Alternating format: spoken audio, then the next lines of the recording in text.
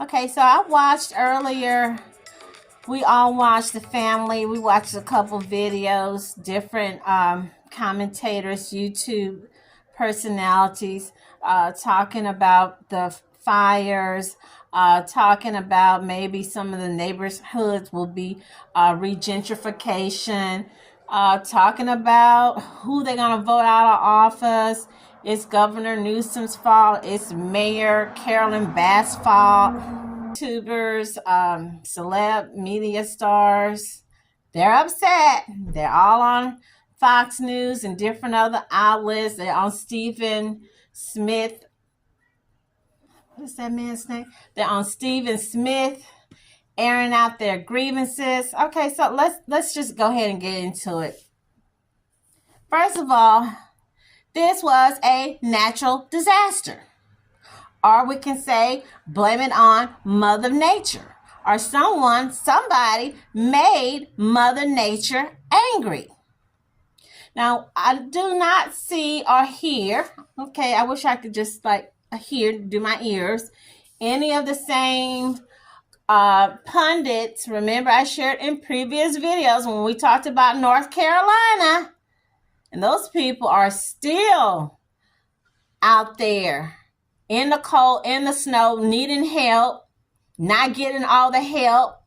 And I pray that people have not forgotten them and they're not going to be competing with the Cali, the Altadena fires, and then with the monies that we've been giving to Ukraine. That's a whole nother monster in itself. Okay, so let's not forget. The people in North Carolina, okay?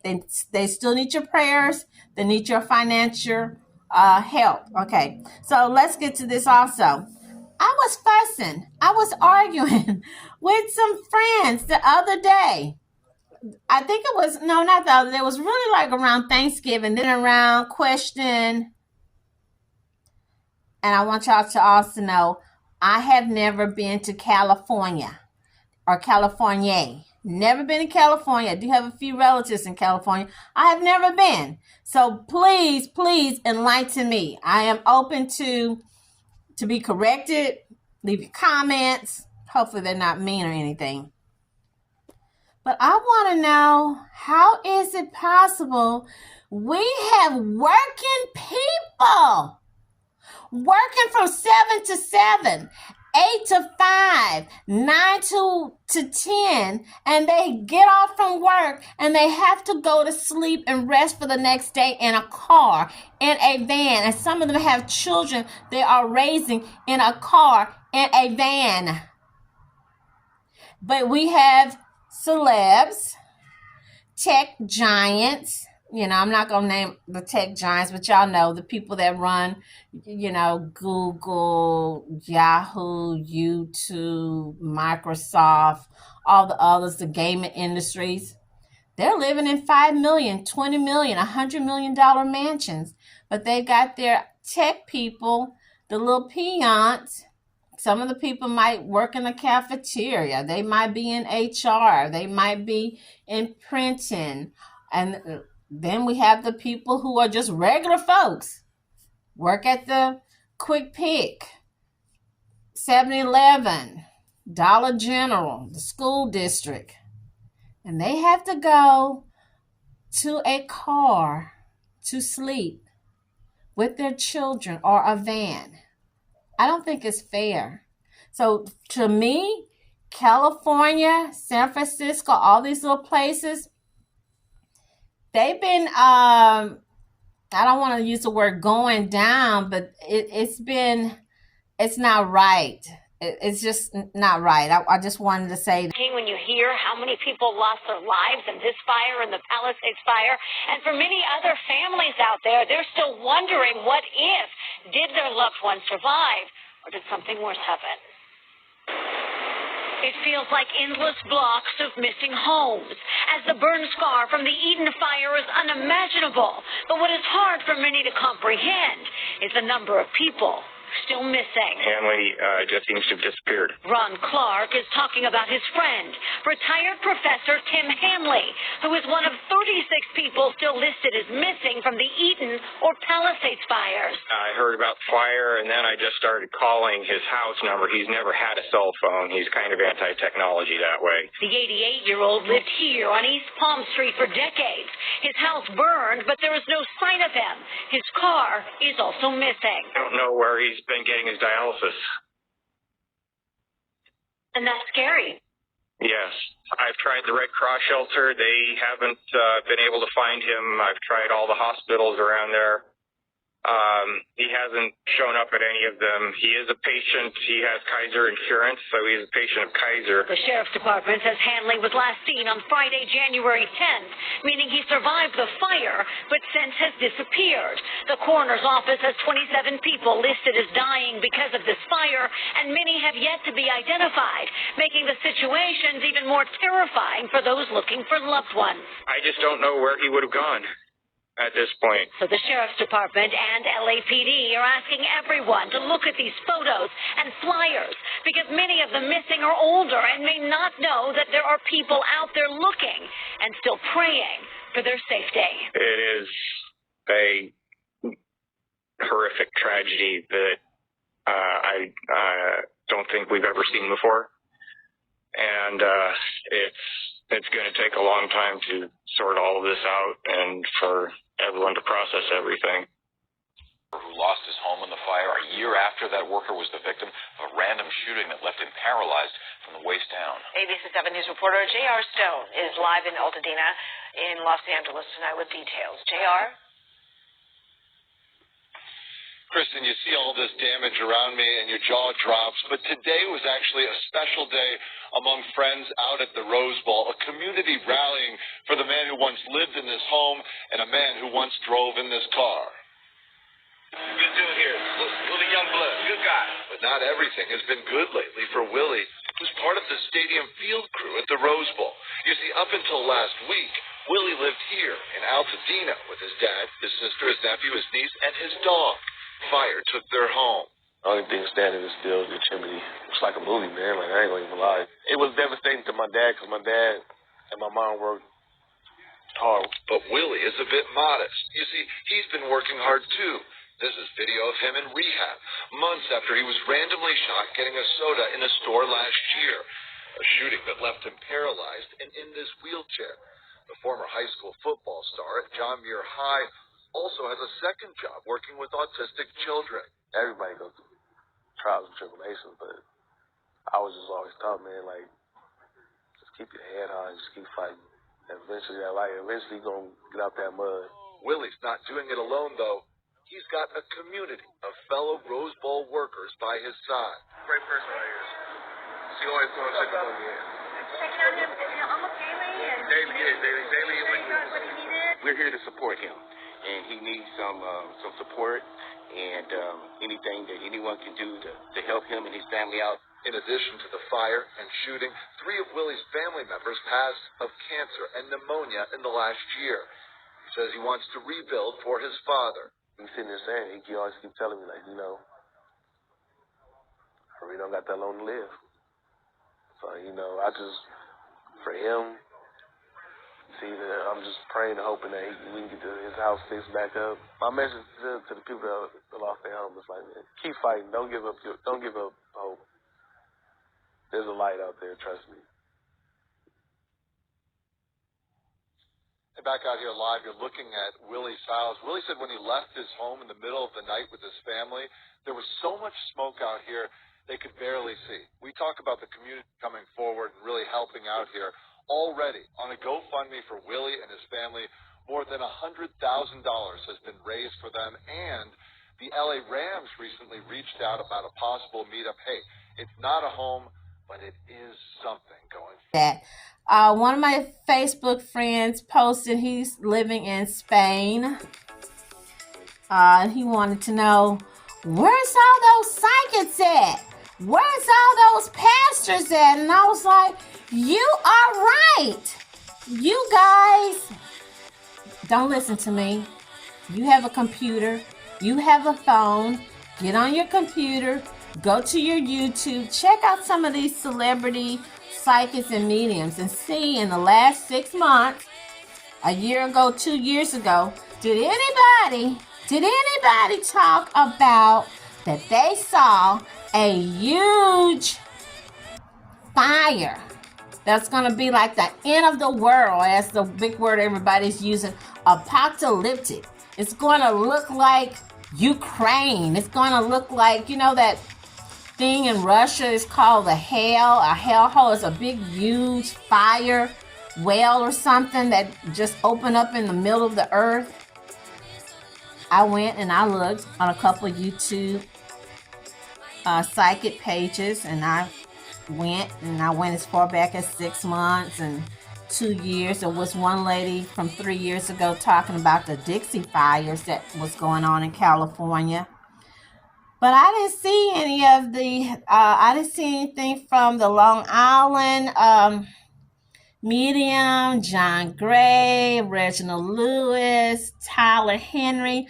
I didn't see any of those psychics, mediums, and then your regular YouTube ones that come on with their little tarot cards and whatnot. I didn't see anything. If you saw anything or you know anybody that hit it nail on, let me know. Because you know, California is like the headquarters to the psychic network. I know people be saying, oh, it's a lot of psychics in Louisiana, New Orleans. There's a lot of them in Haiti. There's a lot of them in Miami. There's a lot of them in Mississippi. I fail to agree with you. Man I met the other day, he was one of those conspiracy theorists. We talking, and his mama was with us. We talk about an hour and a half. And they had so many conspiracy theories. Some of them did make sense. And I can tell they got a lot of them from listening. I know they did. The Joe Rogan show. Alex, what was that man? Alex Jones and this other show. Because he was showing me all the little videos. And he was telling me when he used to live in New Orleans, how some of the visitors would pay him $100 to take them to the little curio shops, you know. And I was like, what? I'm like, really? He said, yeah, they would pay me $100. I had one guy gave me $200 to take him to one of those little shops, one of them little hoodoo shops. Again, like I shared with you when I did the North Carolina videos, check out my videos. I remember pastors like Pat Robertson, Pastor John Hagee. Well, Pat Robertson's passed, but John Hagee and another pastor just blowing the horn. And I'm not saying actually like blowing the horn, but, you know, blowing the horn. Oh, that's why that happened to New Orleans. That's why that happened to Haiti, because they worship all these different gods, and they're not Christians, and they're in the hoodoo and the voodoo and the psychics and all that. And I said, well, why I never heard them or anybody mention California or Miami with those floods? From the wildfires. A home in Pacific Palisades broke completely in half after surviving the fire. Preliminary investigations found saturated ground along hillsides had become increasingly unstable due to lost vegetation and large water drops used to fight the flames. The property above it was also starting to come apart. Officials are concerned a major rainfall event, like an atmospheric river, could do even more damage. The infrastructure under thousands of homes have been compromised, and therefore when the raindrops hit, it hits with more impact, and it can displace the earth quicker, plus the root base can be compromised. It could be a week or more before homeowners are allowed to check on their fire-damaged property. I wasn't going to lose it. I was just going to stay to battle the fire and see how much I can endure and see if I can save my home. I stayed until about 1:30 in the morning on Wednesday. The vortex got too intense. The heat, it was embers flying everywhere, and I'm standing in the garden, and I was just doing this, trying to put embers out, and started to realize that maybe I was going to lose the battle. I stayed along good. I watered my roof down. I watered my yard down as much as I could. Trying to fight a fire in my neighbor's front yard. But the wind was throwing so much, it was not having a lot of effect. So I left, came back 5 hours later, and the garage behind my home was on fire. So I spent 8 hours battling that fire. I finally got out about 3 o'clock. I got some neighbors come and help me a couple hours into the battle, and we were able to knock it down with 4 garden hoses. And luckily, the fire department came by, provided about 20 minutes of fire support on it to get it suppress it. And then we spent the rest of the time getting it out. It was a car in the garage, and so the flames were being fueled by the gas in the tank. So it took us about 8 hours to get it out. Luckily, the fire stopped right at the perimeter of my backyard. Otherwise, it would have taken probably our entire block out and the block south of us. And we stayed ever since. Now we're protecting against looters. Now we're protecting against looters. We had one incident early on, but nothing afterwards. But we've been seeing a lot of patrol, especially the past few nights. So far, so good. Just getting a few hours of sleep every night and just patrolling our block. We need the neighbors to come home so that we can, take a break. And number 2, we need more vigilance. It's hard. There's only 6 of us in a 3-block radius to cover all this, and there's a lot more territory here. So we need a lot more people here. And I think generations of black families planted roots there. Eyewitness news reporter Annabelle Nunez spoke to one of those families and takes a closer look at Altadena's black history. She's live with this story from Pasadena. Annabelle? Hi, Philip. Well, right now we're outside of Octavia's bookshelf here in Pasadena. You can see all the jugs and cases of water, and that is because this bookstore is operating as a resource center. And I should mention, it is named after a prominent black figure in black history, author Octavia Butler. Let's go inside. I want to show you all of these shelves that you see to the right. They're typically filled with books. Those books have gone into storage as they started collecting donations for folks impacted by the Eaton fire. Altadena holds a history of family, struggle, and beloved community. At one time, we were 30% African American. The Mountain View Cemetery is the resting place of abolitionist and educator Ellen Garrison Jackson Clark and renowned author Octavia Butler. The community is also home to hundreds of black families whose homes were ravaged by the Eaton fire 1 week ago. You've got 3 generations of, and we are Daniels, Franklin, Hughes, and we have an element that's not here, Freeney. Between these families, 7 homes were destroyed. There's generational wealth that is in question now. One that is still standing is the home Shelley Daniels and her husband, Paul, purchased for about $16,000 in 1960. At that time, it was pretty difficult as a black person to get past Woodbury, really. Shelley and Paul were engaged in racial justice efforts with organizations like the NAACP and Women in Action. We organized in order to get a black member on the city council. Shelley's granddaughter, Jamaica Hughes, lived in one of the family homes that was destroyed. I've raised my kids here. Their friends are reaching out. I've had friends reach out to me literally from junior high school. Hughes is determined to return and rebuild, a wish her 93-year-old grandmother echoes. I would hope for Altadena to rebuild. I don't think I'll be here to see Altadena rebuild, but I do hope that Altadena rebuilds. So this is a wonderful place. Today, Altadena is a diverse community, roughly 18% African American and 27% Latino. Give honor and homage to the diversity of our community. There's a large Japanese presence in Altadena. Veronica Jones, a lifelong resident of Altadena and president of the Altadena Historical Society, hopes the voices of these residents are at the center of an equitable rebuilding of the city. She also has a message to the many intergenerational black families who call this home. They don't have to leave. It's their home. It's their place that people, years ago set down the stakes and paid the price for them to be here.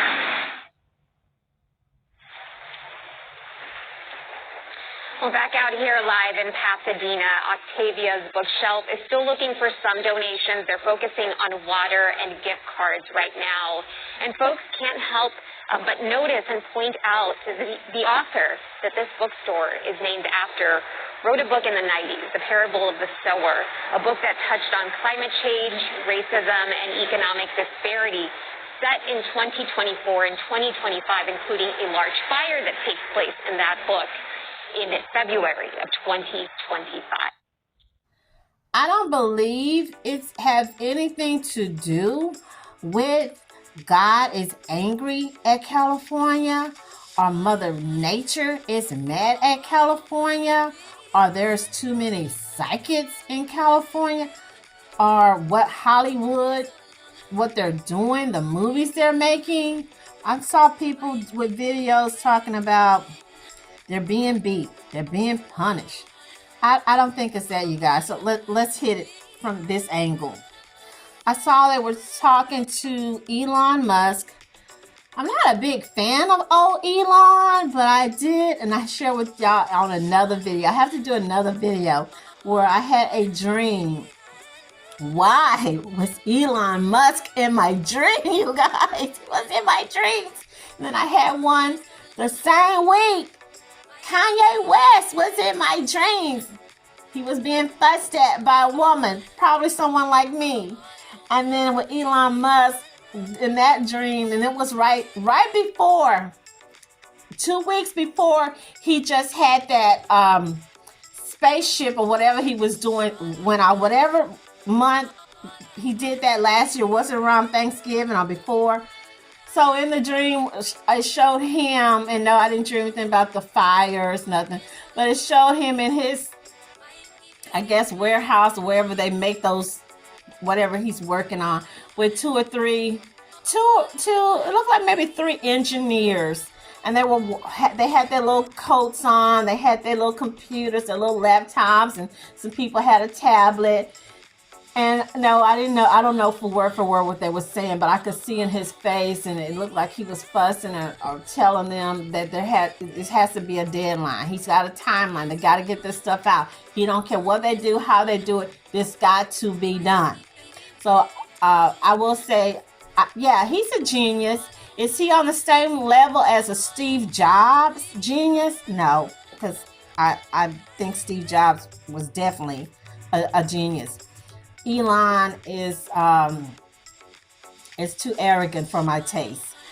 But I will say, when I saw him do this interview just now, I don't know if it was something he just did or he had did it right when he got ready to move to Austin. He took his plant from Cali, and he said the forestry, something about the forestry, something about the water. They won't let them pull back the trees or the dead wood, something about the fish. I've never heard of this fish. It's called the smelt or something, if you know more about it. And I thought, that is weird. I never heard of that. Why they're not cleaning up? Why they're not? Are the firemen not being paid enough?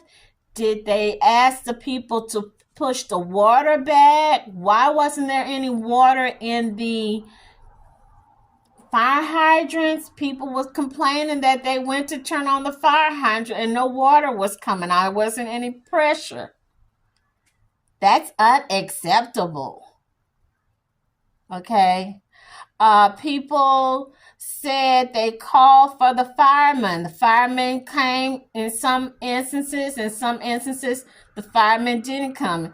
That man, Mr. Shaw, elderly black man, was another man. They found that man on the ground, deceased, with the water hose in his hand, trying to put out a fire. He had this home, a family home, for 50 years.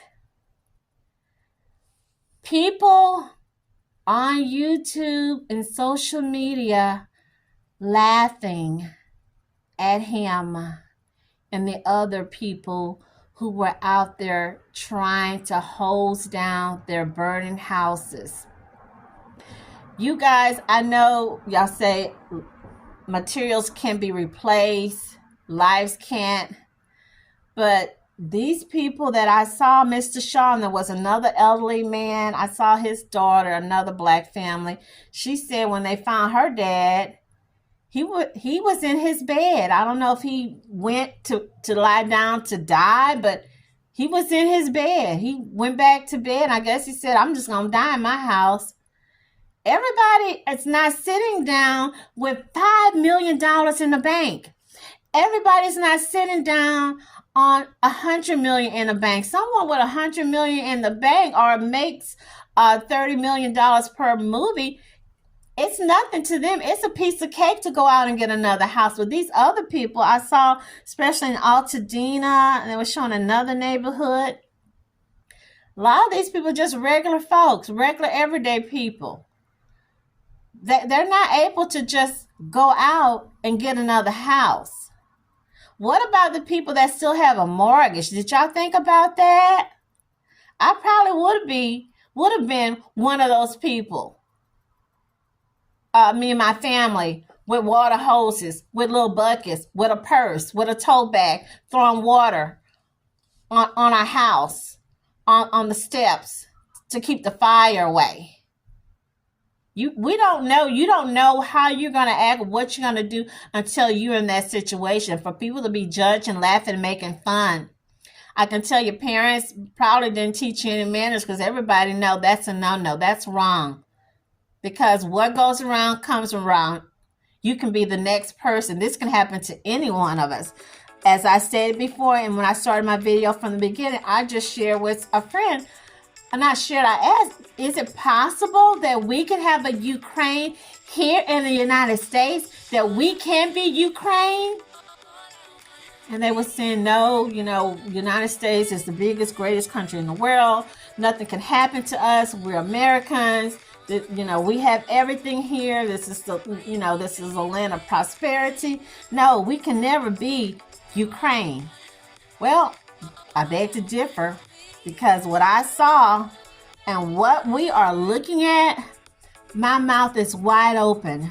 Our tongues are just hanging out our mouths like in shock. Like, is this the United States? Is this really California? Is this Malibu? Is this Pacific Palisades? Is this really? This not California. This gotta be Ukraine. This gotta be in Gaza somewhere. This is not the United States. It can't be. Minus Putin. So we are, or should I say California, they are Ukraine. I saw someone was talking, I want to mention, yes, I'm rambling, but that's what I do. But I'm making some good points. People should not be able to build houses near beaches or right on the beach. Sorry, I believe it. And hopefully when they rebuild, because I know y'all will rebuild, no homes on the beach.